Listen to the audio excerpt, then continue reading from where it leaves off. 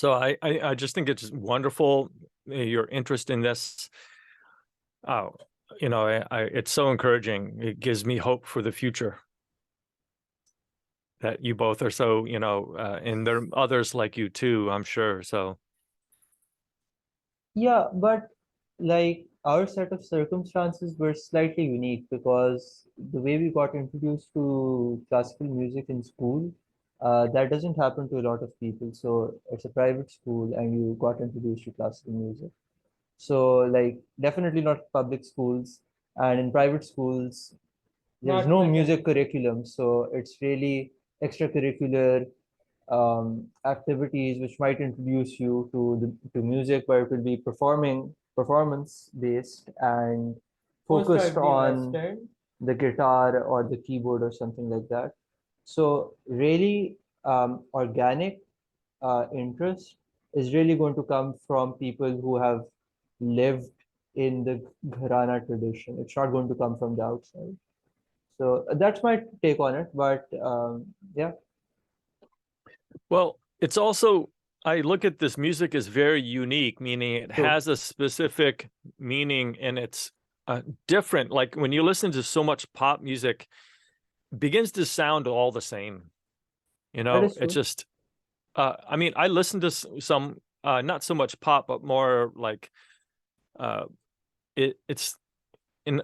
It's not what everyone else listens to. Let me put it that way. I think there's a lot of people who aren't necessarily aware, or they're not trying to be aware. It's part of a group consciousness as opposed to a more refined sense of art. It's more that what someone else is listening to, I'll do it too, because they're not thinking about it. Whereas like classical music takes a certain focus, it takes a certain intention to try and understand art. You know what I mean? And True.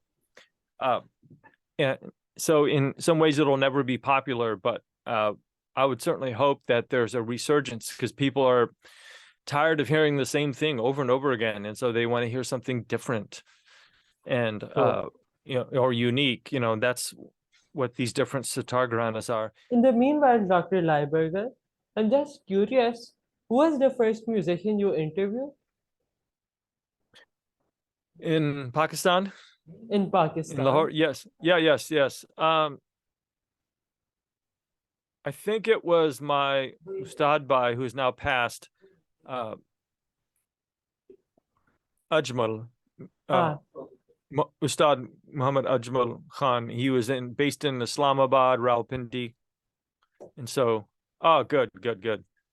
And he was just a absolutely wonderful person, fully devoted to music. So let's see if he's can connect to audio. Oh no, let's try it again. so he was the first person you interviewed? Yes.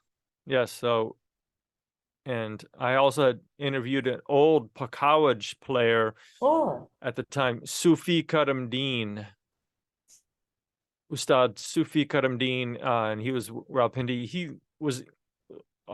must have been 90 or whatever at the time, so he might have stretched almost into the 1800s. Around 1900 he was born. So Yeah. so let's just see here. Good. Hello. I think he's You got to muted right turn now. on the mic.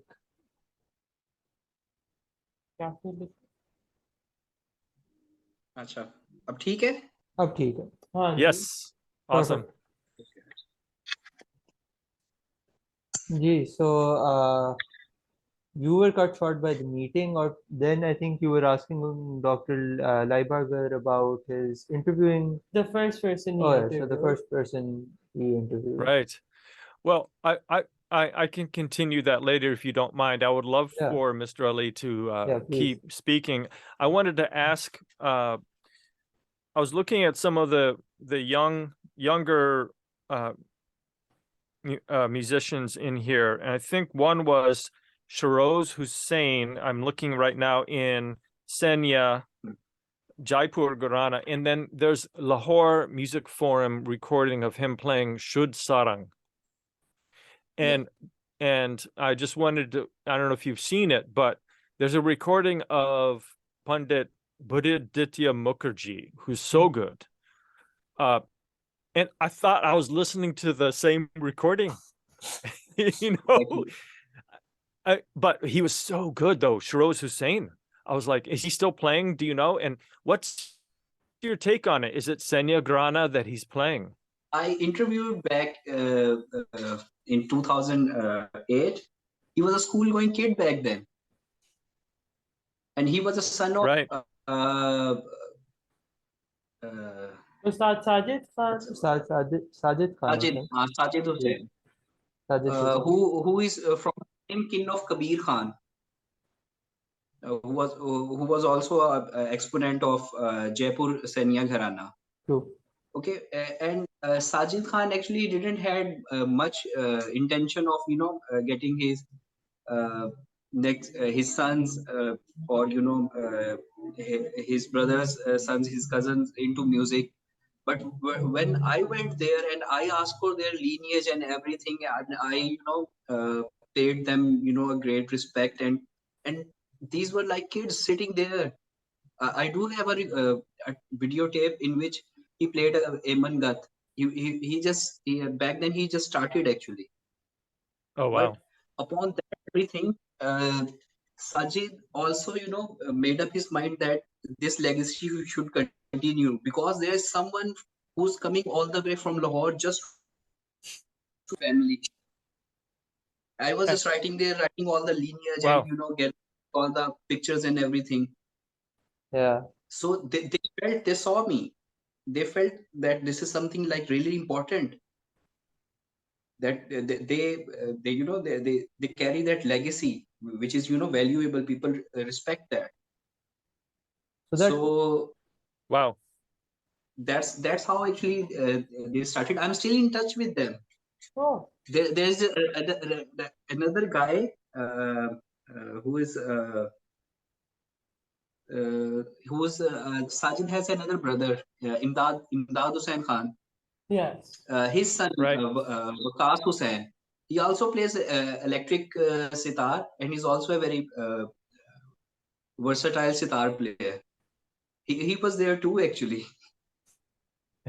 So Well, I'm basically in touch with everyone since then. That's incredible.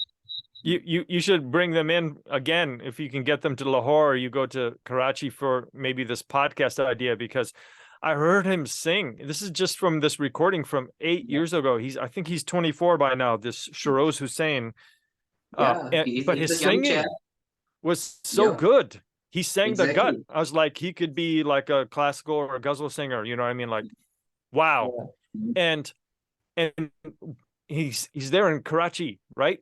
And how many people in the world know that that's there? Like on that caliber, like he is, I think I haven't heard him recently if he has kept up his riyaz, but wow, like the potential in that person. And even Turab Ali, how do you say it? Turab?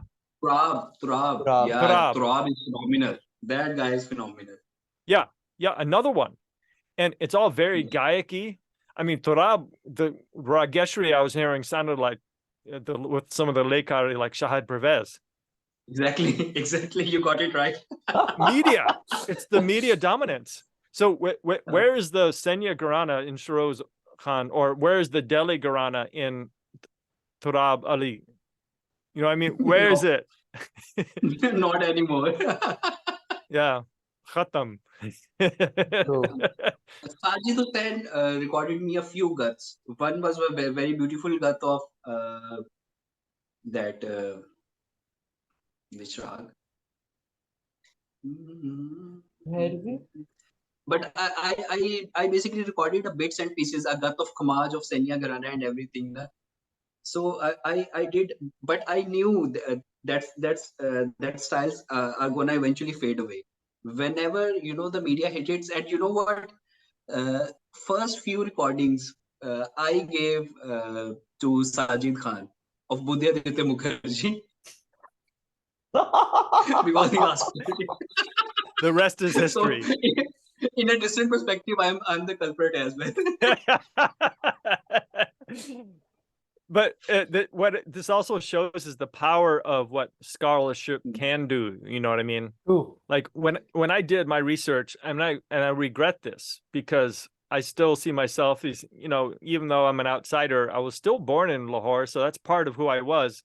And when I desired to go back to Pakistan, I didn't want to go with like the church or anything like that. Not at all. Just music alone, you know. But I saw that in some of these young people who are more middle class or maybe even upper class, who are only interested in Western pop music, you know, these Atai bands, right? The rock bands. They saw a guy like me, white guy from US, interested in their classical music. And it's too bad that it would take that for them to say, oh, it's valuable, therefore.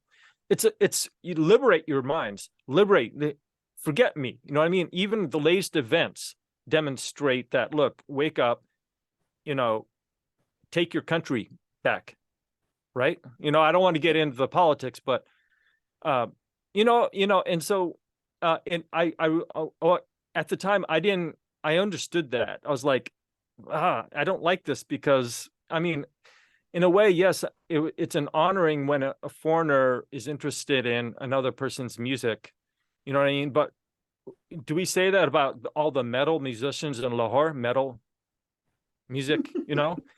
Ali knows about this. He was the one telling me there was a heavy metal scene in Lahore. I was like, what? Exactly. It's the dominance of U.S. Media culture. You know what I mean? And there's nothing wrong with it. Be free if that's what you want to play. You know what I mean? But it's not the other way around as much. Although there are many Westerners interested in Pakistani or Indian classical music, Pakistani classical music, you know. But one other thing I want to mention, when I was in the US, so few people at the time in like 1994 knew that there were even classical musicians in Pakistan. They thought, Nusrat Fateh Ali Khan, that's it. Exactly. That's all they thought. And Yep. And then for me, of the limited time that I was there, I didn't find out about all these sitar players, or that this Delhi gharana was there. So many good sitar players from this Delhi tradition. Even this latest person from Delhi, Adnan Khan. Yeah, that guy. Oh my goodness. Yeah. It's like Basic. The recordings are pretty good. incredible. You know, this is a tradition that is well documented from what we have here. I don't know how much is it documented in anywhere else, the Delhi gharana of sitar. Do you know, Ali? No. We could not find much information when we tried to search for it, at least on Google. Right. I'll do some more searching, but I don't think like Dr. Alan Minor or Stephen Slawik, of course, or these others wrote about this tradition, but there are many excellent sitar players from Delhi. Of course, Exactly. it would make Exactly, sense. And it would make sense in, you know, like Jaipur or wherever there was Mughal, you know, Islamic civilization in subcontinent. You have this, even Lahore, right, was the seat of the Mughal Empire for Akbar Yes. at one point. True. Quite a lot.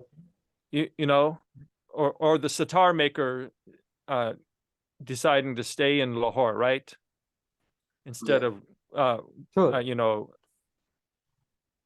So I talk too much. I'm talking too much. No, So- you should actually. I still remember the days.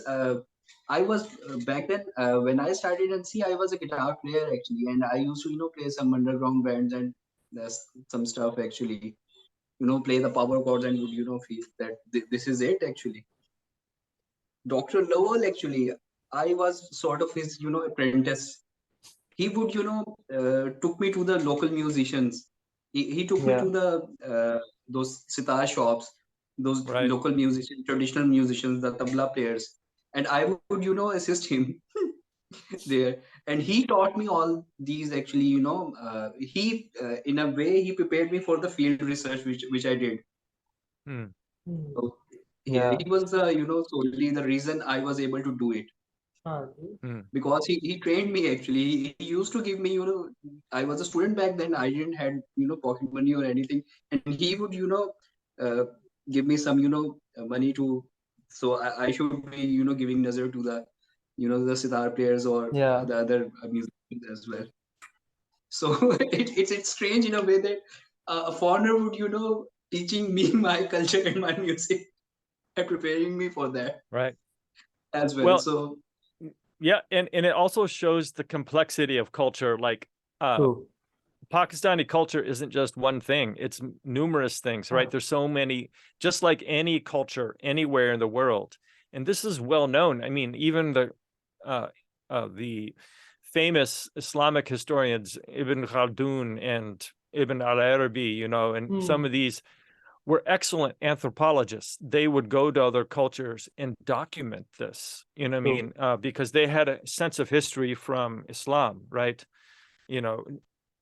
Judaism, Christianity, Islam all have a sense of history, whereas in Hinduism, there isn't so much that concept of history. I mean, it is now, but you look at the Shastras, the musicological treatises from going way back, they mention things, but we don't have a sense of history of when did they really sing these ragas? What did the music really sound like? We don't know.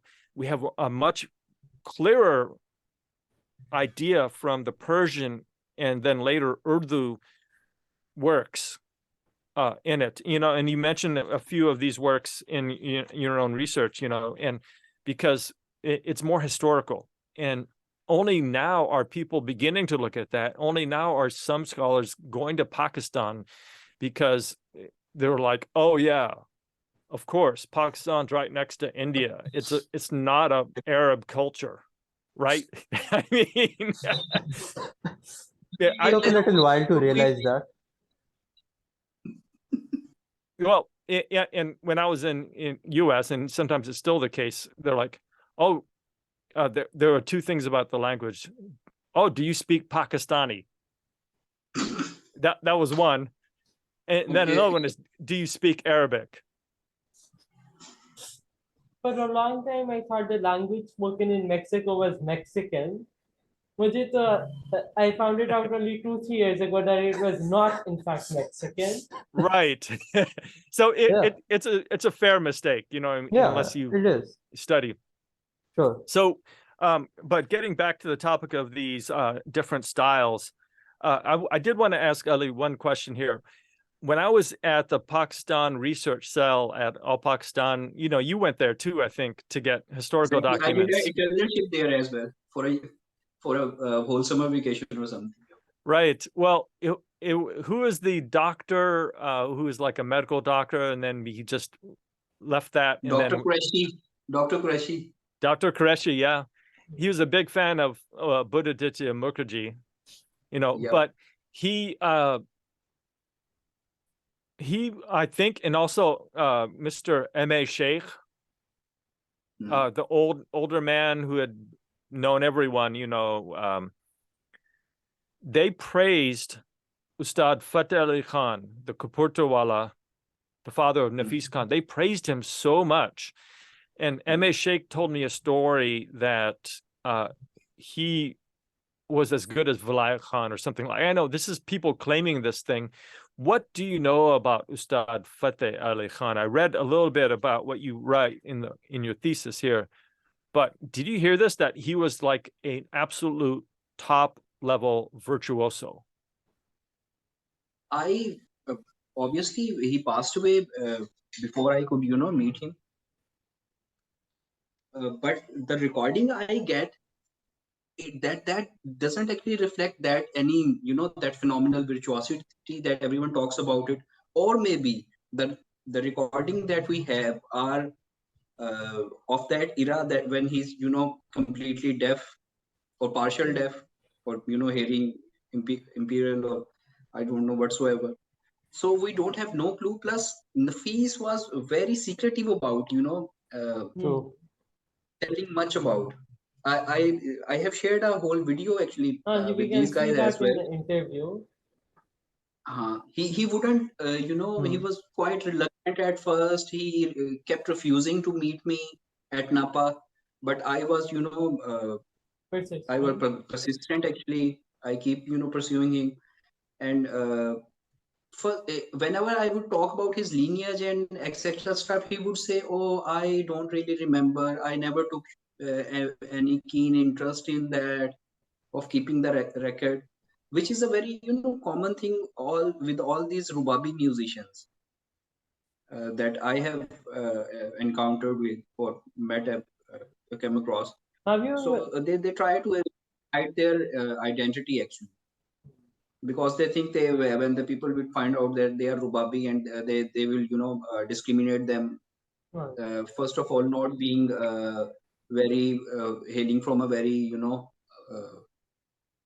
uh, what would say a full-fledged gharana, a Muslim gharana sort of a thing, and obviously will True. associate them with the Sikhs, Tradition. Yeah. Right. Sikh Yeah. tradition.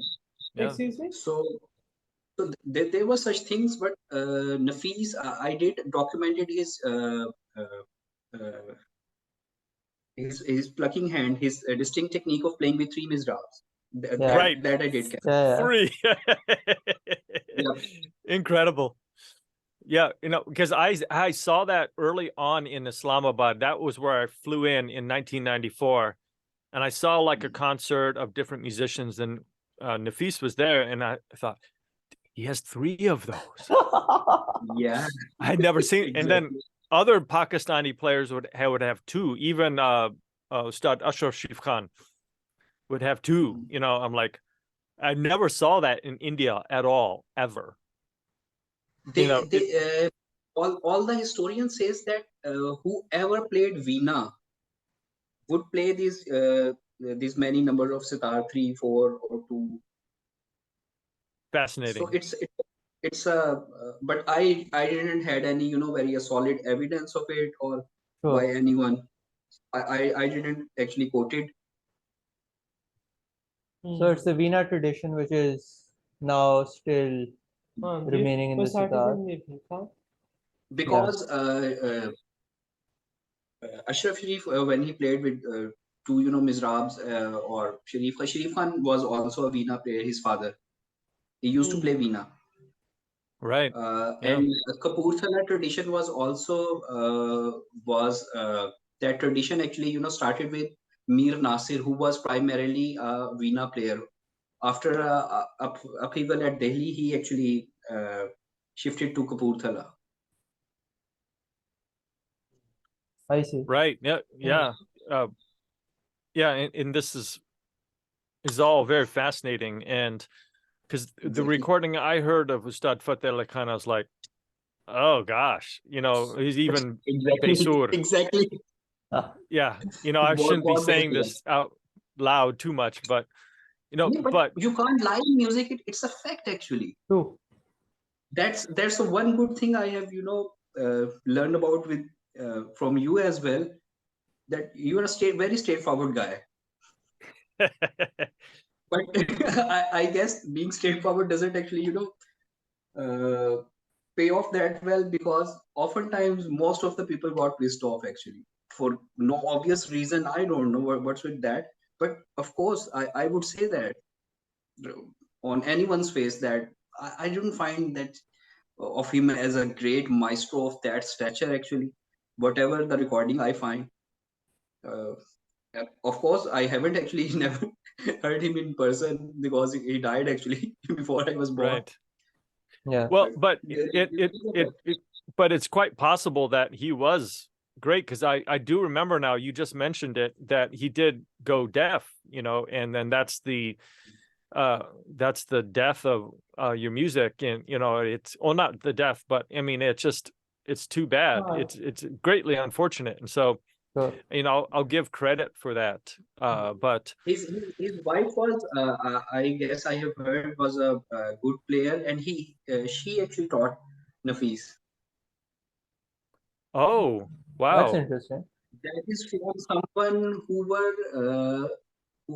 who were neighbor of his family. They would say her mother would, woke up, would offer, say his prayers, morning prayers, and get Nafis to practice, and would teach him, and they could, hear it on a daily basis. But like, how did Right. she learn? Like, just from seeing or formal tuition, Education. education? It's a tradition. Mostly all the musicians, those gharana musicians, they are females actually, don't perform publicly, but they are fully trained. So Okay. they can teach their children initially. Same goes with the, Vilayat Khan. Her mother actually taught him, I guess, and her Right. sister was Right. also a very phenomenal player actually. Right. And I mean, even I don't know if this was an issue later on in India among the Hindus, but Pandit Ravi Shankar was married to who's the Annapurna Devi. yeah, Yeah, Annapurna yes, Devi, who yeah. didn't really play in public or very little, and she was Yeah, supposed to be better than Pandit Ravi Shankar. exactly. But that's some of the recordings we have heard actually. So Right. I do believe Annapurna Yeah. Devi. We do have recordings of her. That extended alaps and everything like that's a good music. Right. Yeah. Yeah, precisely. So, wow. This is so fascinating. I mean, but so I wanted to ask, what do you think is the future of classical sitar with these, especially the younger generation? Do you think they're going to continue and flourish and create or do we really need a listener of people who are appreciate what do you call it, your audience, right? Do we need that audience? I guess audience not gonna, someone has to attract the audience. I firmly still believe that just like guitar, the instrument evolved from acoustic to electric, and then it just took over, all the music scene. Same thing has to True. be done with this sitar as well. I I have made a prototype because once you will, and it should be massively produced as well. Those portable sitars should be massively produced, and because once you will get the instrument, you will get to know the repertoire as well. True. It's a no-brainer. Just like when I started the guitar, I initially, learned some basic theory. Then I become interested. What's the repertoire of this instrument? Then I started playing etudes actually.